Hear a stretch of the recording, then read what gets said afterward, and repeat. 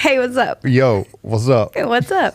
It's another day, another tug of more. It's tug of more time, y'all. Yes. So glad that you're here. Just a conversation between two friends. That work together every day leading an organization. Yep. In our context, we're in ministry. It's a church that we lead. And we know that God has something big for us that like we're not just satisfied with where we are. Right.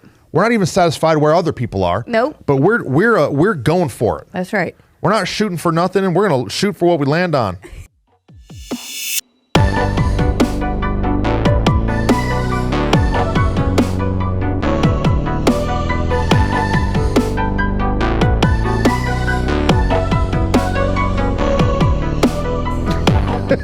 I would say that wrong. It's supposed to be shoot for the moon, land above the stars, and you're like, no, we're not shooting for the moon, we're shooting for the stars. And then we're going to land there and colonize like Elon. Oh, there you go. Yes, and so what is it? Where are we saying? Tug of more. That's where we are today. Yeah, let me ask you a question. Okay. What's the scariest thing that's ever happened to you? Ooh, the scariest thing? Yeah, like freaked you out. This is really silly, but I'm really afraid of heights, and I don't really realize how afraid of heights I am. I love roller coasters. Yeah, I'm like, what? I will do all of that, but it's because I'm harnessed in.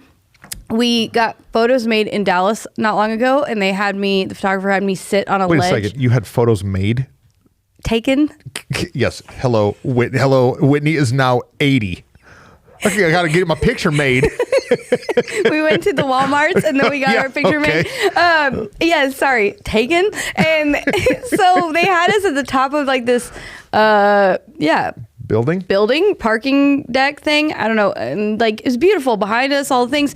So she had me sit on the ledge of this structure. Was this Bailey?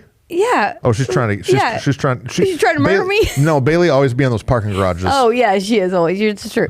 And so I'm sitting on the ledge, and she's like, tells me where to put my hand. There is as much space as this table. Like, not really. But it's like a big ledge. It's a giant ledge. Yeah. But I somehow look over, and I'm telling you, I've never felt more fear rise up in me. That night, I couldn't sleep. I kept, like, dreaming about... Come on. No, it was the weirdest thing. It's that's where I've been the most scared recently. And then last week I climbed the top of a mountain and I almost tripped at one point, and I was like, there it is, I'm gonna fall again. And I had that fear. So that's my afraidness. It's the fear of heights. I got one. I have a story you might not even know. Oh, this is new. So Rachel and I, years ago, we led a missions trip to Mexico. Oh, I already know it. Nope. Maybe. So we led a missions trip to Mexico, and we go into this like village, and we've got probably 40 kids with us. Mm-hmm. And we get there and we're unloading out of the bus in these trucks, and we start pulling all the luggage out. Yeah. And like these people have like a pair of pants. Right. And then here comes America with like giant all the luggage. Suitcases. Yeah. And so like we do the services and all the things, and we go to sleep that night in the church, and like 2 a.m, we hear footsteps on the outside of the church, and we hear people trying to get in, and then we hear 3 gunshots. Yes, I know the story. And I'm like, holy crap. Yes. What is happening? And so we start praying, and I get up, and I'm all like in straight up shundai mode. Yeah. And so we hear the people. The Holy Spirit. Yeah. We hear the people walk away, and then like an hour later, we hear more gunshots. Yeah. And some people got killed and robbed, like just up the road. But that wasn't the scariest part.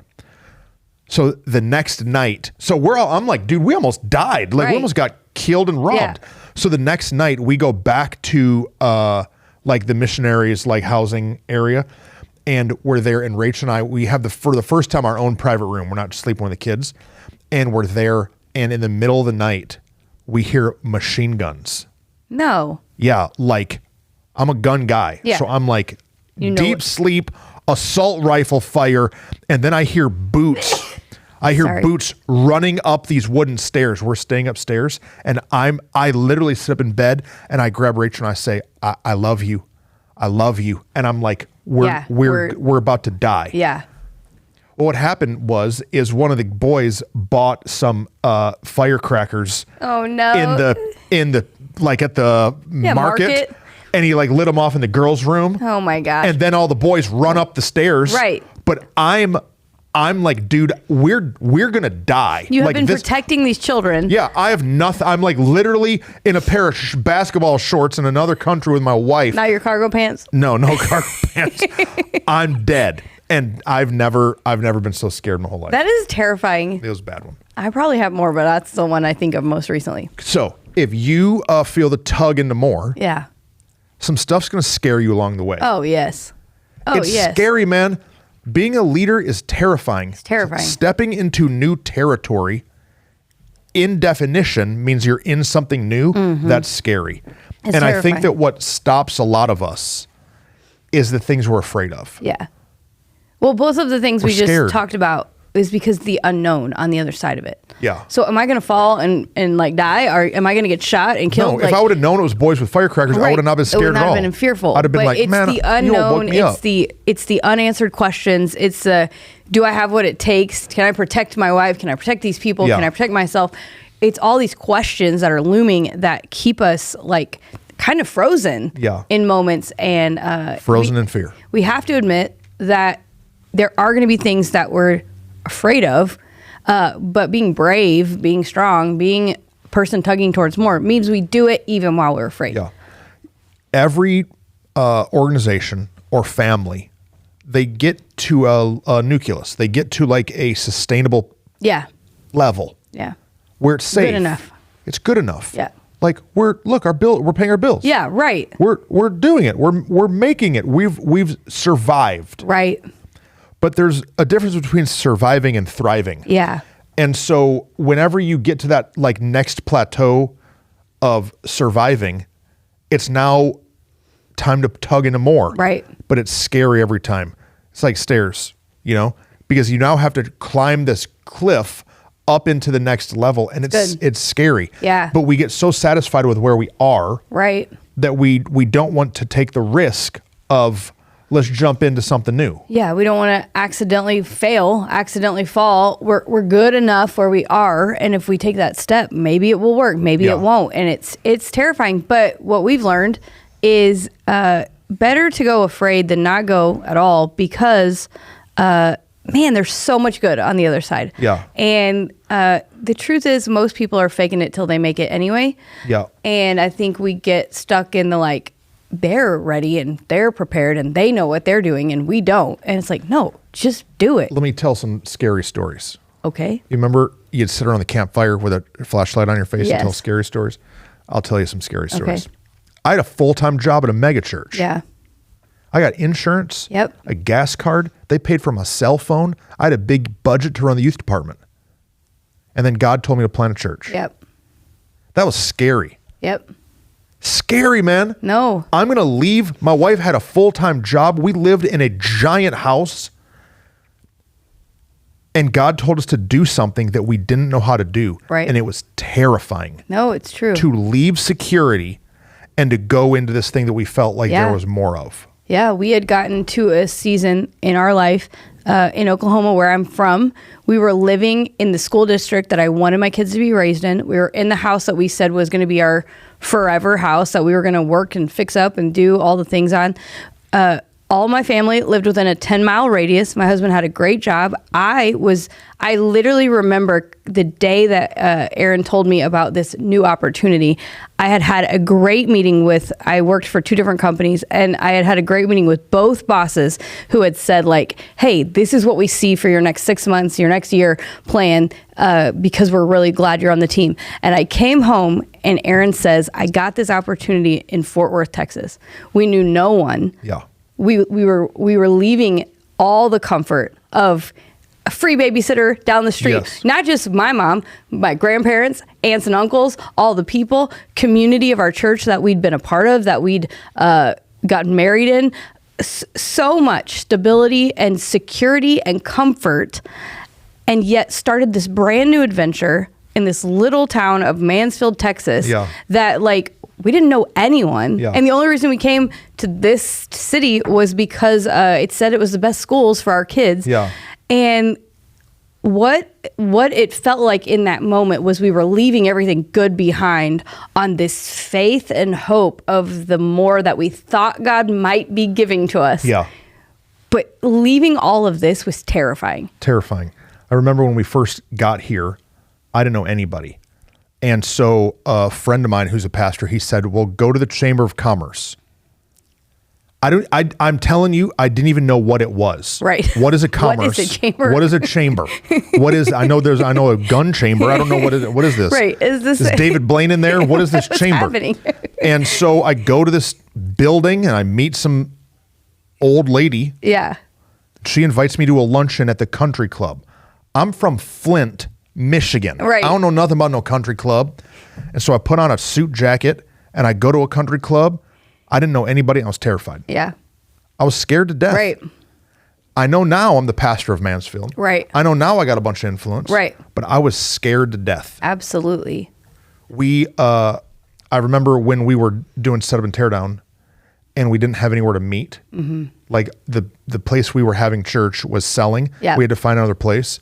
And God told me to go and meet another pastor in another church to see if we could do a merger and get their building. That was scary. Yeah. Oh, I bet. It's scary to go up to a guy you've never met before and say, hey, can I have your building for free? Hey, do you want to give this to me? I know it's worth $3 million, but can I have it? Mm-hmm. But God said to do it. Right. No. It was scary. Right now, Living Church, our Matlock building is for sale. Yeah. And under contract. Right. It's under contract. Right. Someone's going to buy this building. Right. Guess what that means? We're about to be homeless. Yeah. It's true. Do you know how scary? Just in this real current situation, I'm scared. Right. I am scared. We are doing setup and teardown at a big facility at a school district on Sunday after a global pandemic that they kicked us out of because they can just do that whenever they want to. Right. And we're about to sell the building. The only building that we have, yeah. But I feel like it's what God has. Yeah. Yeah. And now there's more at stake now than there was before. Oh, yeah. And so as you keep going into more, the decisions we have to make, they get scarier. Yeah. They get more, more risky. And it's easy to want to stop. It's easy to say, okay, I won't plateau. I'll push a little, but then once I get there, that's enough. But what we found is the more we push forward, the more we have to push forward. And the more that there are fearful moments. Go ahead. Growth. If you're listening, you can't see what I'm doing with my hands. But with my hands, I'm doing a ramp. We want growth to just be a ramp. That's great. I'm doing a ramp with my explanation. hands. But if you're listening, what growth actually is like a staircase. Yeah. There's sometimes sheer cliffs. Oh, man. Moments of terror. Do you remember? You want it a ramp, man, but sometimes it's not a ramp. Sometimes you have to do something that seems impossible and stupid. Yeah.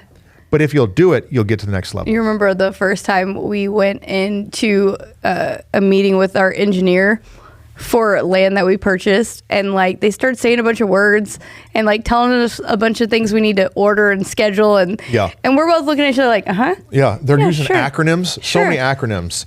We'll do that. I don't know what we leave and we're Googling all the things. We needed building a church for dummies. You know those yellow books they sell at Barnes and Noble? We're gonna write the book, I think. Okay. And throughout the last several years, we've walked into city council meetings that we didn't really know what we were doing or saying, but it's terrifying. But what's the alternative? I'm doing it right now. We're in it. We just engaged with a lawyer, and Living Church now has a legal counsel. Yes, we're so fancy. I don't know what the junk I'm doing. Yeah. I'm just asking questions and trying to learn, and it's scary. Yeah, it's scary to admit you don't know. Okay, why do we tell all those stories?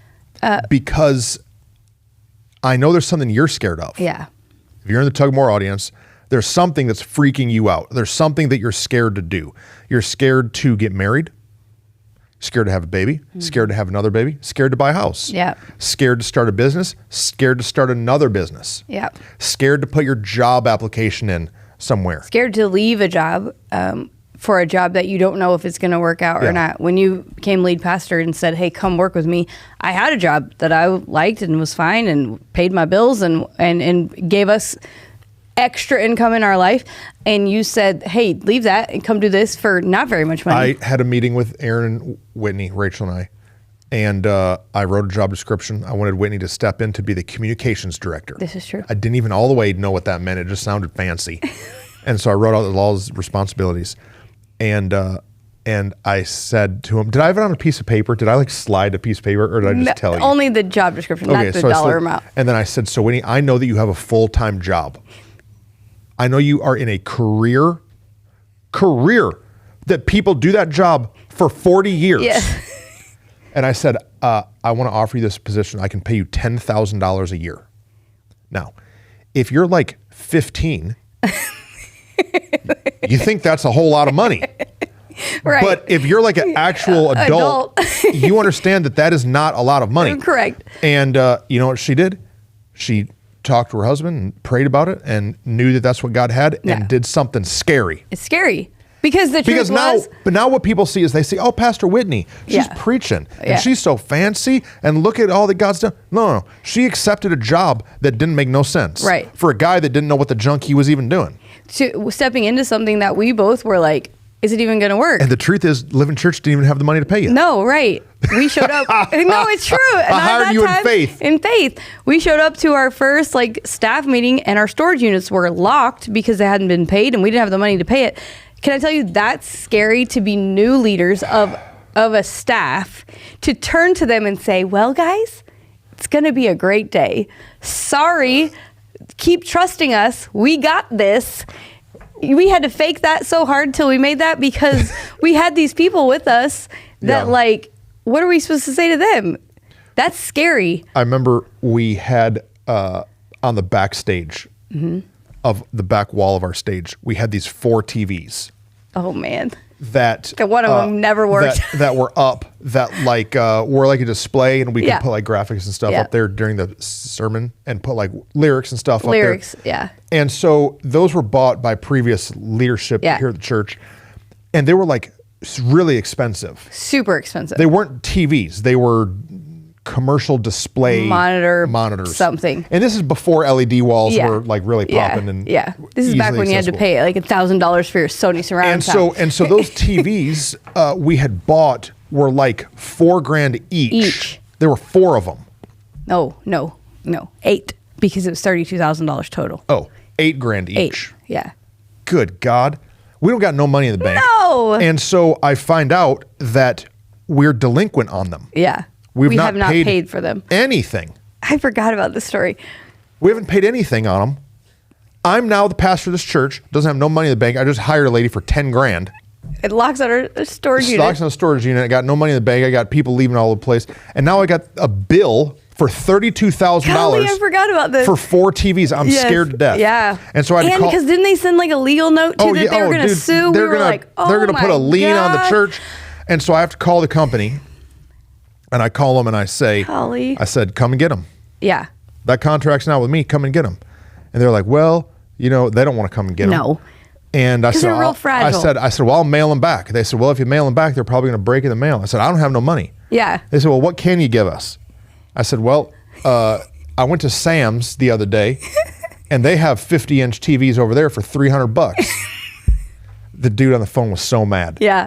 And I said, so you can have these back and I'll just go buy 4 of those, or I'll give you $2,400. $1,200. Oh, $1,200. Yes. I don't remember. I'll give you $1,200 for them. And they said yes. Yeah. But I was scared. Dude, I was scared to death. Because why was I scared?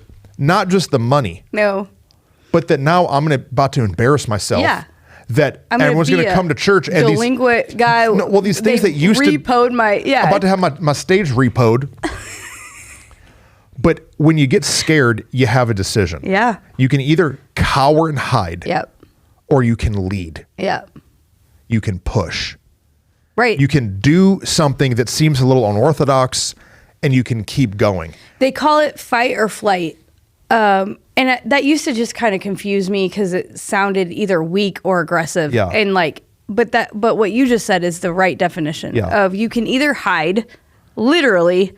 We know people who have just hidden in their offices and buried their heads in the sand of the bills that come in and the things that need to be handled, or the people, and the employees, problems. And the problems and circumstances, and just let them. They don't go away; they just build. Well, that's freeze. You can fight, flight, or freeze. Oh, yeah. I guess there's 3. So they freeze. They freeze. Or, yeah, you can run away, quit, and just give up. Or you can go into the fight, and it sounds intense, but it's what you got to do. If you want to lead, you got to be willing to fight, which is a whole nother conversation. But you got to be able, it's fine if you're terrified. Yeah. You used to get in fights. Were you ever scared? Oh, yeah.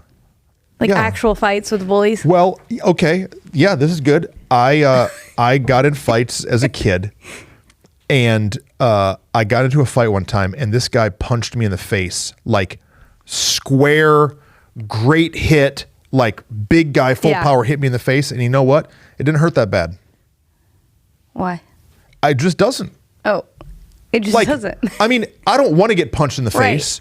But anybody who's ever actually been punched in the face, it's not like in the movies. Yeah. Like, oh man, I'm alive. Right. I'm actually still fighting you. Right. And so that's really good. Like once you take a hit, you realize I'm still in the game. Yeah. Once someone told me I was a bad leader, or I'm stupid, or well, I don't know what I'm doing. Right. Guess what? Ow. Yeah.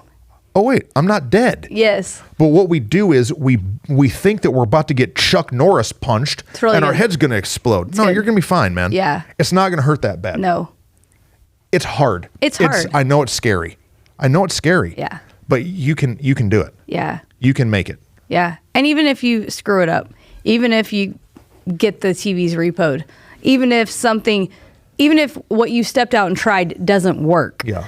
It's better to keep trying than to run away from it. We had a person who was coming to Living Church, and they were really battling with anxiety. Oh yeah.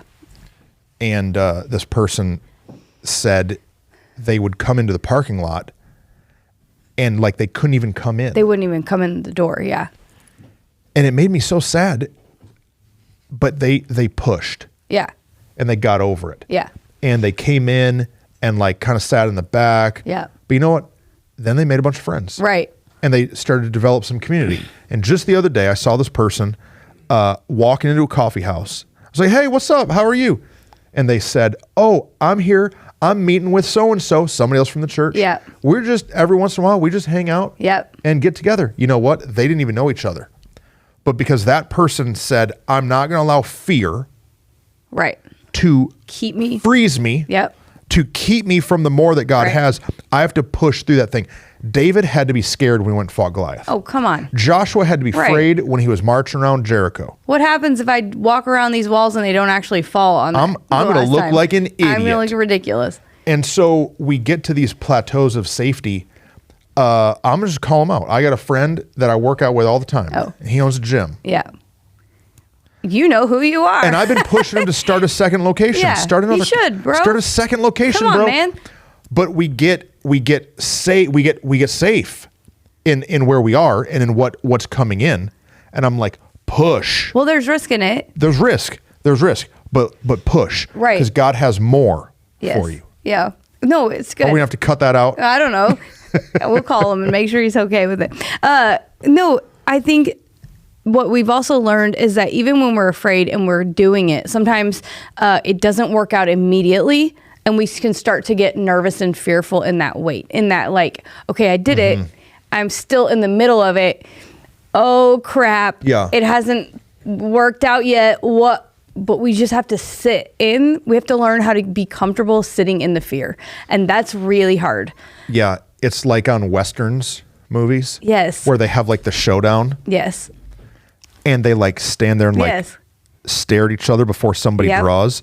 That's like the most intense. Yeah, you know me. We've known each other a long time. I can't handle that in those movies. I like get up and go in the kitchen and like get new water or something. Yeah. Because I'm like, what's going to happen? It's the suspense and this fear in that. You got to look it in the eye. But we have to stare it and be like, I'm not afraid. Yeah. I am afraid, but I'm not budging. Like, I know what God said. I know he's with me. If he's with me, who can be against me? And like, just stand there and keep handling it. I could have easily come to you and been like, bro, storage units are locked. We ain't got no money. We ain't got no filing cabinets. You can't pay me nothing. I got to go. Oh, easy. And I would have been like, yeah, you're right. Crap. Sorry, quit your job, your real job. Sorry. Yeah. Like in fact, what's true that I've never even talked about was that in that season, I got calls to go back to my other job a couple of times. And no, me too. And I got other churches calling me, trying to hire me. Yeah. And I'm like, dude, I could just leave. I remember thinking like, that would be so much easier. That's a guaranteed paycheck, guaranteed job, and easier than this hard thing that I'm doing right now. Yeah. But wow, what we would have missed if we would have given up on it. And so I've learned that I'd rather go afraid than not go at all. And I think what can happen is we get afraid, but if we'll just try it once, what you just said is gold in that I didn't die, but did you die? You've seen that meme. Did you die? But did you die? Yeah. And I'm like, if you didn't die, keep going. There's that song we sing about like, if I'm not dead, then he's not done. Like he's not done with us. Let's keep moving forward. And if we can deal with one fearful thing, we can start to accomplish and deal with the other things, because we're going to keep finding new things to be afraid of. But if I could get over it before, I can probably get over this next one. It's so good. Okay. I'm not going to remember it, so you're going to have to help me. Well, I want to be transparent, but I can't remember the situation. Okay. So there was a Sunday that I wanted to make some real declarative statements in my message. Yeah. About what? This was before we bought land. Okay. And it was before we had 4 services, before we had 1,000 people, before, oh man, there's a lot of them. I'm trying now to remember them too. But I know you declared that we would have land. You even declared when we would break ground. Yeah. And so like I stood up in front of the church and I said, here's what God's told me. We're going to buy land for generational impact. Yeah. We're going to buy big acreage. Yeah. We're going to buy it in our city. Now, we didn't have the money. No. We didn't have the people, and we didn't even have the need. Right. No, we didn't. We were only doing maybe two services. 3 services. And I remember transparency time. Yeah. I remember being scared to death. Yeah, absolutely. And I remember calling Whitney and Aaron and Rachel into my office. Yeah. And on a Sunday morning, I was crying in my office. Yeah. And I said, I need y'all to pray for me because I'm scared to say any of this. Right. I'm scared to declare it because if I declare it and it doesn't happen, then I look like an idiot. Right. So there's some pride and some insecurity in there. And sometimes the only way to defeat our fear is to tell somebody what we're afraid of. Yeah. And do you know what they did? They said, what are you doing, man? Don't be scared. God is with you. He's for you. And who cares? Who cares? Who cares if you don't get it perfectly right? Speak it out. Speak it. You're never going to get there if you aren't willing to speak it. I said, God's going to give us 50 acres. He gave us 36. Yeah.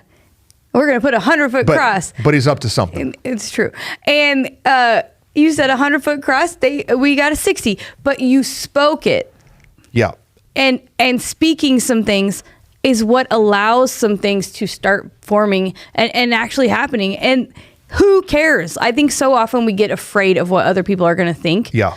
And what they're going to say and what they're going to think about us. Yeah. I know there were people who thought, who does that girl, no, let me say it. I know there were people who said, who does that girl think that she is? Yeah. Coming in, trying to lead, trying to help, trying to speak, all the things.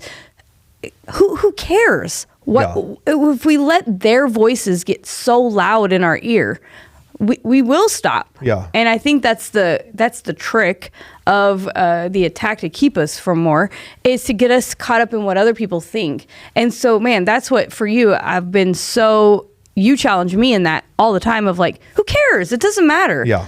And if we know that God said it, then we're going to do that, not anything else. I tell that story because anybody who knows us would think, oh, Truston's brave. Truston's like a leader who will step out. But what you don't know is that I'm shaking in my boots. Right. Or they think you're bold and reckless. Right. Which is not true either. No, I'm shaking in my boots. Right. Right now, I'm shaking in my boots selling this building. Yeah. Dude, what in the junk are we doing? This is not smart. Where are we all going to meet? Smart. When are we going to have staff meeting? This is not smart. But it's what God said. It's not logical, but it was not smart for Jonah to go to Nineveh. Right. But it's what God said. No, right. It was not smart for the Egyptians to leave Egypt. The Israelites to leave Egypt. Yeah. It's not smart. They're going into the wilderness. It wasn't smart for the Egyptians either. They ended up dead in the Red Sea. They don't got no food. They don't got no food. Right. But it's what God said. No, it's true. And so if you feel the tug of more, if you feel pulled towards something, don't let fear freeze you. What you said is really good, though, that in that you called some people in and said, here's what I'm afraid of. Just this week, I found out about some people who are on our tug team that have been listening to the podcast. They've been engaging in it together. And then through social media, they were commenting about it and like posting about it. And then they said, hey, we should meet up. And they've started like a group where they're like talking about this conversation. And what I loved about it is they were saying they can decompress with each other. Yes. Some of the things that they're learning that God's calling them into more in this new season and as they're listening to these episodes. And what a cool thing to have people around you who can encourage the things you're afraid of. When I have felt unqualified, when I have felt unable, unworthy, you and Rachel and Aaron in my life have spoken the confidence and the authority that was already in me. I just couldn't believe it and see it in the moment. When there have been times that you've been afraid, yes, we're right there like, bro, you got this. And then the other part is there are lots of rooms that you and I walk into together. And being able to walk in, I think, together is what gives us some boldness to not be afraid any more than we have to be. Because, we're afraid, but I know you got my back, and you know I got your back. And building community around you that will help you, that's the only voice you should listen to, is those people. Hearing that that group of people got together to talk about what we're teaching made me so happy. Oh, yeah. Because it's taking root. Right. No, it's good. So like, as you're learning things, we need to talk with people about it. My son Titus, he's about to turn 7. And so sometimes in the middle of the night, he'll get scared of the dark. And so all I have to do is go into his room and then turn the light on. When I turn the light on, the scary things are obviously no longer there. Right. And so what we do when we have fear and we tell somebody, we just turn the light on. When we just turn the light on to the things we're afraid of in community, talk about here's where I'm freaking out or what's making me nervous about the next step. Then you can finally have some vision. You can see what's actually going on because the other people say, there's not a monster in the closet, man. Look, open the door, turn the light. There's no monster in here. Well, and our fears, they run rampant. They get in our head and they run wild. And those flipping the light on, somebody else can say, hey, let's help you grab that fear and like take it captive because you've actually taken it 3 steps further. We have big imaginations as people. We take our fears further than that's even real. And somebody else can grab it and say, hey, no. Godzilla's not real. Godzilla is not in your closet. He can't breathe fire. He doesn't even exist. And like something we've had to ask ourselves is like, what's the worst that could happen? And sometimes when we speak out what's the worst that could happen, it's so extreme that we're like, actually, that's not a real thing that could happen. We have to recognize, let's actually analyze the real risk and then recognize that's not that bad. That's not the end of the world. Let me take the risk and do it. Fear grows over time. If you don't deal with it. If you don't deal with it, it just builds. The Godzilla in the closet becomes really 50 feet tall. If you don't start to deal with it. But as you start to find victory over the things that are scaring you. They're no longer, I'm not scared.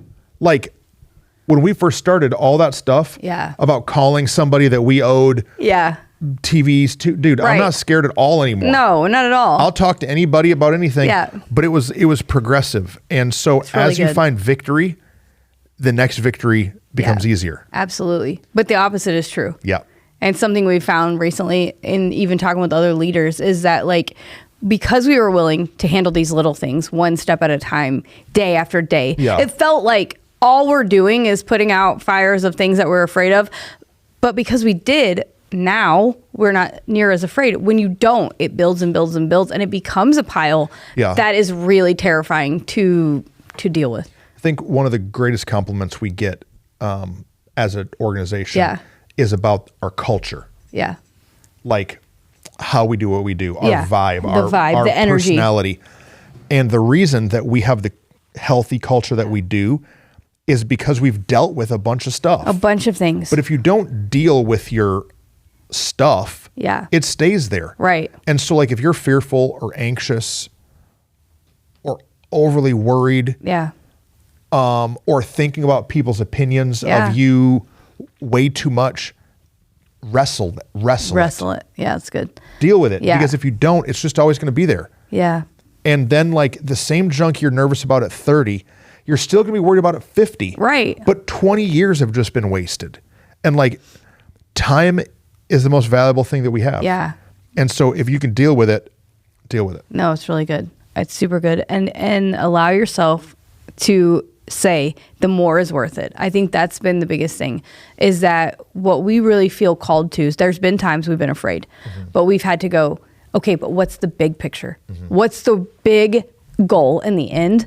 We have to look back at it and understand, oh, this little thing I'm afraid of, am I going to let that thing keep me from more? Yeah. And so when we're wrestling it and we're taking step by step, we're going to come to one that's hard, or one that we don't want to deal with, or one that feels like something we've already fought, and why do I have to fight it again? Look back and remember, I'm tugging towards this. Yeah. And this is way more important than this little fear. Yeah. Super important. Yeah. The end is big. Yeah. Let's just scatter shoot some things that people might be afraid of. Yeah. So we've already given some. Yeah. Afraid that we're going to fail. Yeah. We're afraid of other people's opinions. Yeah, we're afraid of conversations that we need to have, Ooh. whether it's in our business or organization, whether it's with employees, whether it's with family. Yeah. Conversations of things that need to be dealt with, what's allowed, what's not allowed. We're afraid we might succeed. Yeah. It's one of mine. Oh, man. I'm afraid No. that we're going to actually succeed, and then I'm going to actually have the influence that God has for me, and then I'm not going to know what to do when I get there. Yeah. Well, and It's like not the fear of failure, but the fear of success. Yeah. No, I think in that fear of success is the fear of loss, because things change. Yeah. And the fear of change is, like, I think that one of the biggest fears most people struggle with. Yeah. Nobody likes change. Yeah. I'm afraid I'm going to hurt people along the way. Yeah. Right. I'm afraid that, like, in my drive, Yeah. I'm going to run somebody over. Yeah. And We're it scares afraid me. that we're going to end up alone. Yeah. That we've worked so hard and done so much that everybody says it's lonely at the top, and then you're just afraid that's going to be true for you. Yeah. Yeah. We're afraid that we just won't know what to do when we get there. That once we get there, either we won't be qualified, we won't be enough. Or I think the fear of being enough for whatever it is something we all struggle with in different areas. Man. I'm afraid I don't have what it takes. Yeah. Like, I'm afraid that I'm going to make some bold step and then not have what I need to be able to do the thing that I need to do.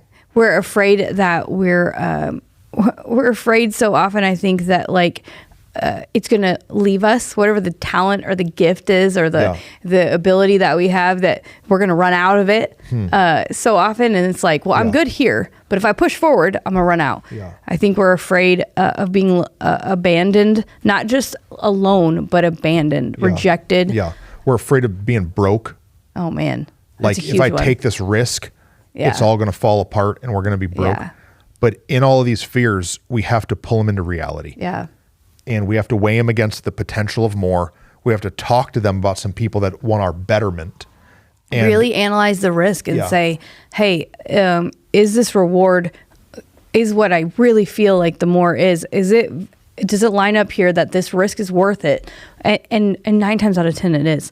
And what you said in the community is so important. 99 times out of 100 it is. No, you're right. Like, the things that I've been worried about, most of them haven't happened. Right. So, like, this whole, I'm scared to sell this building, and I think of, oh no. Right. What if this and this and this? What's gonna happen? Listen, God has a plan. Right. Before he set the foundations of the earth, he had a plan for my life. Right. And for Living Church. He's going to work it out. Yeah. I don't know how. I don't know exactly what. I'm working some angles. Right. But he's going to work it out for us. Yeah. And I just have to have the guts to do it. Yeah. Super good. Okay. No, I love it. So if you are in that tension right now of knowing you need to keep tugging, deal with the thing. Yeah. Deal with whatever it is. start with the smallest thing first, fine, and build your confidence to do it. But start doing it. Otherwise, man, don't miss it. Yeah, don't miss it. Hey, love you guys. Thanks for y'all. being a part. Talk about these things. These are big topics that we're talking about. No, I love Don't that. just listen to them. Find a friend and talk about it together. Tell us who you're connecting with. Who are you talking about it with? Let us know. We love hearing that that it's helping and that you have people in conversation with you. Yeah. All right. Love you guys. Love y'all. See ya.